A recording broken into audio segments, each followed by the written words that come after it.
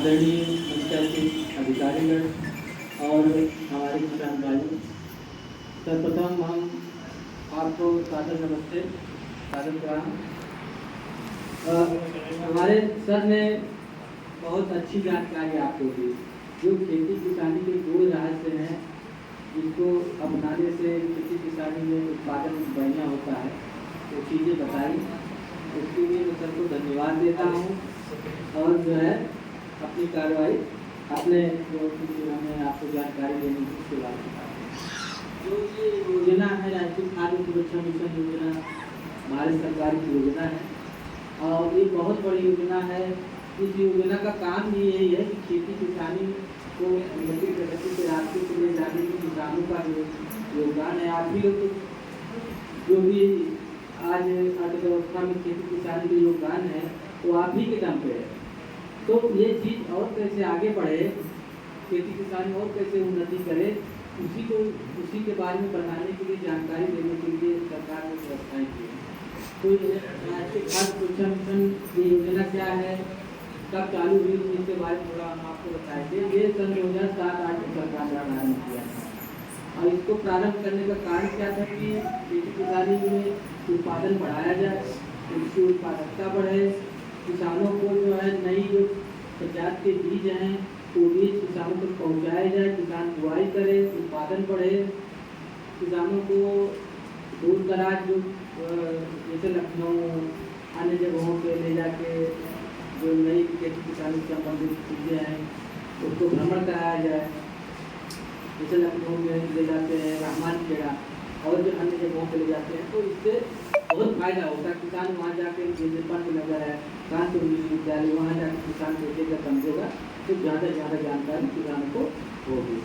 तो ये चीज़ है। और सन 2011-12 में जो पंचवर्षीय योजना थी उसमें लक्ष्य रखा गया था कि चावल का उत्पादन 10 मिलियन टन, गेहूँ का 8 मिलियन टन और दाल का उत्पादन 2 मिलियन टन बढ़ाना था, जिसमें आप लोगों को सहयोग से काफ़ी उन्नति प्रगति हुई।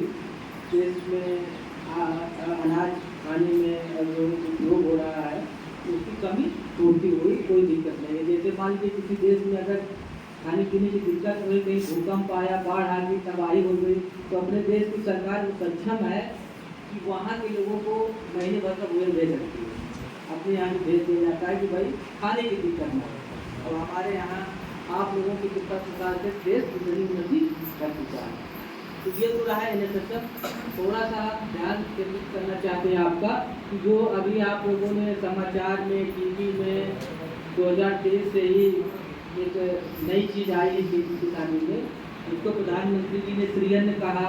आप लोग मोटा अनाज चाहते थे, जिसको सावा, रागी, मड़ुआ, कोदो, कुल्फी, जो आज के 60-70 साल पहले, 100 साल पहले हमारे पूर्वज खेती करते थे, उस अनाज से बने खाद्य पदार्थ खाते थे, स्वस्थ रहते थे, इतने रोग नहीं होते थे, वो लोग इतने रोगी नहीं होते थे, ना इतने अस्पताल थे, ना इतने रोगी थे। गाँव में एक तक उनका कोई विशेष किसी को परेशानी है तो परेशानी है, लेकिन ना डॉक्टर थे इतने, ना अस्पताल थे, ना रोगी थे, और ना उतना अच्छा, जितना अच्छा भोजन आज सब लोग कर रहे हैं, ना उतना अच्छा भोजन ही करते थे। वो सब यही सब खाते थे और स्वस्थ रहते थे, खेती करते थे, ना थकावट होती थी, ना कोई रोग होता था। आज क्या स्थिति है कि अच्छा भोजन कर रहे हैं हम लोग, रोटी दाल चावल सब्जी हर घर में अच्छा कर रहे हैं, लेकिन रोगों का भरमार घर में है। हर घर में, किसी घर में जाओ तो 10 परिवार है तो 2-3 परिवार ऐसे हैं कि साहब इसको ये परेशानी है, इसकी दवा लो, कुछ वहाँ से चल रही, आगरा से चल रही, इसकी दवा जगह से चल रही, डॉक्टर को दिखा साहब आराम नहीं मिल रहा है। तो अगर गाँव में 100 घर हैं तो समझो कि 80 घर में समस्या है। कुछ ही घर ऐसे बचे हैं कि जहाँ के जो परिवार के सदस्य हैं उनको कोई रोग तकलीफ ना हो। तो अब ये आए कहाँ से? हम अच्छा खा पी रहे हैं, तभी रोग घर परिवार समाज हो गई है। तो इसके बारे में इस समस्या को कैसे दूर किया जाए, इस पर रिसर्च हुआ तो वैज्ञानिकों ने कहा कि जो हमारे पूर्वज पुराने भोजन करते थे उसी को फिर से किया जाए, वही खेती फिर से की जाए, तब जाके हम लोगों से मुक्त होंगे। क्योंकि अभी आप ही गांव में या कहीं किसी व्यक्ति की तबीयत खराब हो और उसको आगरा लेके भागना हो, तो 10 तो डॉक्टर हैं वहाँ, लेकिन कहेंगे साहब सीट खाली नहीं है, हमारे यहाँ मत लेके आओ।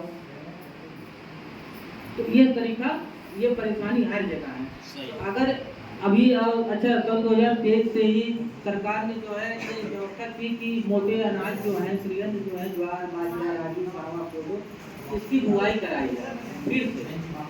तो अब ये बीज भी हमारे बीज गोदाम से, सरकारी बीज गोदाम में, वहाँ से किसानों को वितरित किया गया, बीज बुआई हुई। अब इसके लाभ जान लीजिए कि साहब हम अगर इसकी बुआई कर रहे हैं तो उसके लाभ कौन कौन से हैं।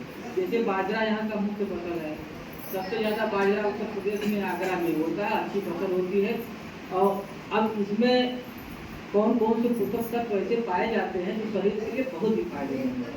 तो बाजरा में देखेंगे आयरन, कैल्शियम, मैग्नीशियम, फास्फोरस, ये सब बहुमूल्य तत्व पाए जाते हैं जो शरीर के लिए बहुत ही आवश्यक है। अगर इसकी आप पहले बाजरा को जनरली आप रोटी बना के देते भी खाते थे, लेकिन अब ये है कि इसके कई तरह के खाद्य पदार्थ बना के खा सकते हैं।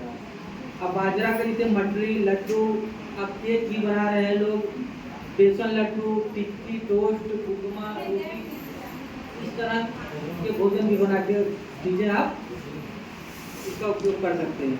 और अब तो आप देख रहे हैं कि गांव में पहले किसी को शुगर होता था, शुगर क्या है, 60-70 साल पहले किसी को नहीं पता था शुगर का चीज़ होता है। लेकिन आप देखेंगे कि हर गांव में 4-6 लोग शुगर से मरीज मिल जाएंगे, अब शुगर हो गया है। अब शुगर पहले अमीरों का रोग था, राजा रजवाड़ों का रोग था, जो अमीर थे उनको होता था। अब किसान दिन रात खेत में मेहनत कर रहा है, उसको भी रोग हो जा रहा है। अब ये रोग हो जाने से यह समस्या है कि आपके घर में दाल, चावल, सारी चीज़ें बहुत बढ़िया बढ़िया सब भरे पड़े हैं, लेकिन आप खा नहीं सकते हैं। डॉक्टर कहेगा साहब ये नहीं खाना, वो नहीं खाना, ये नहीं खाना है, तो अच्छा बोल सब कुछ पड़ा है, जो वहाँ से निर्देश रहेगा वही खाना है। तो इस रोग को दूर करने के लिए जो है बाजरा बहुत फायदेमंद है। इसमें जो आजकल देखते हैं कि शुगर रोग हो जाता है जब, तो सुई लगाई जाती है चमड़े में कि उसका स्तर कम हो जाए, तो इंसुलिन के कार्य क्षमता को बढ़ाता है ताकि जो शुगर वगैरह ना हो। और बाजरा में जो है ऐसे तत्व पाए जाते हैं जो स्वास्थ्य के लिए बहुत फायदेमंद है। अब इसी तरह से ये भी ज्वार है, ज्वार की फसल, ज्वार में भी जो है ये कम जल या जहाँ कम वर्षा हो रही है ऐसे क्षेत्र में उगाई जाती है फल है। इसमें मैग्नीशियम की उच्च मात्रा पाई जाती है, मैग्नीशियम तत्व होता है तो ज़्यादा मात्रा पाया जाता है जो कैल्शियम को बचाने में मदद करता है। अब कहेंगे साहब कैल्शियम क्या है, तो कैल्शियम हड्डियों को मजबूत करता है। जो बूढ़े बड़े लोग हैं, धीरे धीरे उम्र बूढ़ी होती है, कमज़ोर होती है, तो हड्डियाँ कमज़ोर होती है तो कमज़ोरी है। अगर हड्डी मजबूत है, कैल्शियम की मात्रा ठीक ठाक है शरीर में, तो समझो कि आप कितना भी दूर पैदल चले, काम करें, थकावट आपको नहीं होगी। तो ये इसके लिए ये बहुत फायदेमंद है। जो हृदय के मरीज हैं, हृदय के मरीज आज आप देखेंगे कि गांव में 2-4 या ऐसे सुनने में आएगा कि भाई वो हार्ट के मरीज हैं, तो हार्ट के मरीज के लोगों के लिए भी ये बहुत ही लाभकारी है। कोदो है, कोदो भी जो है ये शुगर जिनको हो रहा है, ऐसे रोगों में डॉक्टर सलाह देते भाई कोदो खाओ। गुर्दे की जो बीमारी हो रही है, गुर्दे की बीमारी के लिए भी जो है डॉक्टरों की सलाह दी जाती है कोदो खाओ। और भी जो मूत्राशय से संबंधित रोग हैं उन लोगों के लिए बहुत ही फायदेमंद कोदो है। तो कोदो बहुत ही फायदेमंद है। और यह जो है मधुमेह जो शुगर रोग आज के चलन में ज़्यादा है उसके लिए रामबाण है, बहुत फायदेमंद है शुगर के लिए। और इसके तरह तरह के भोजन आप बना सकते हैं, घर में भोजन बना सकते हैं।